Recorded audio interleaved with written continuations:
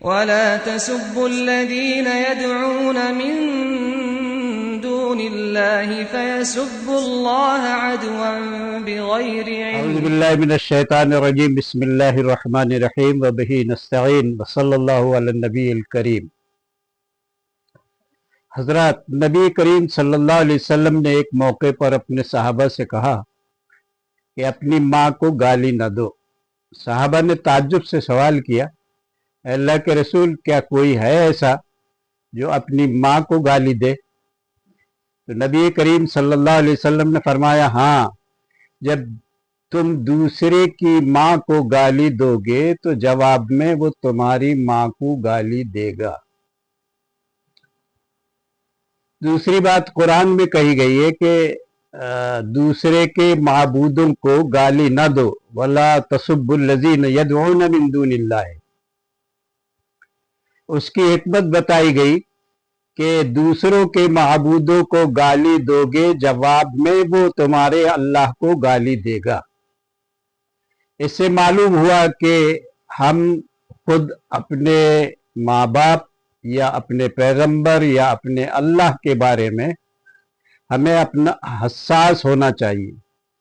دوسروں کو ہم گالی یا طنز کے طور پر کوئی بات نہ کہیں کہ جواب میں پلٹ کر وہ ہمارے آپ کے اللہ کو گالی دے یا اللہ کے نبی کو برا بھلا کہے یا اپنی ماں کو برا بھلا کہے. ان دونوں باتوں کے اندر بڑی اہم باتیں کہی گئی ہیں اور ایک احترام انسانیت کا ایک پیغام اللہ رب العزت نے ہمیں اور آپ کو دیا ہے. ہم نبی سے پیار کرتے ہیں.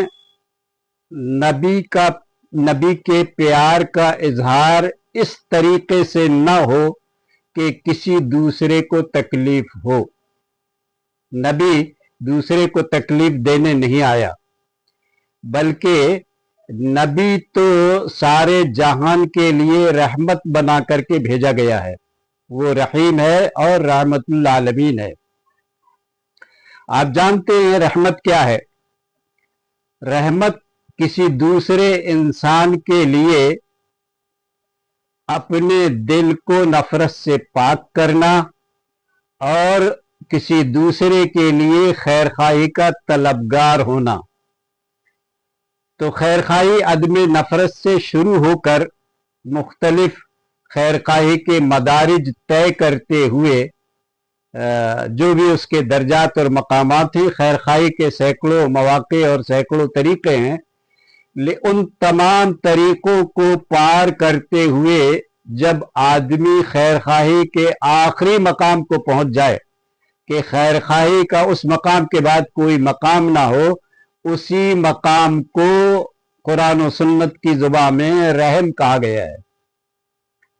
تو پیغمبر کو رحیم اور رحمان اس بنیاد پر کہا گیا ہے کہ وہ دوسروں کی خیرخواہی کے لیے اس اعلیٰ منصب پر فائز ہے. اللہ رب العزت ہمیں رحمت للعالمین کے نقش قدم پر چلنے کی توفیق بخشے.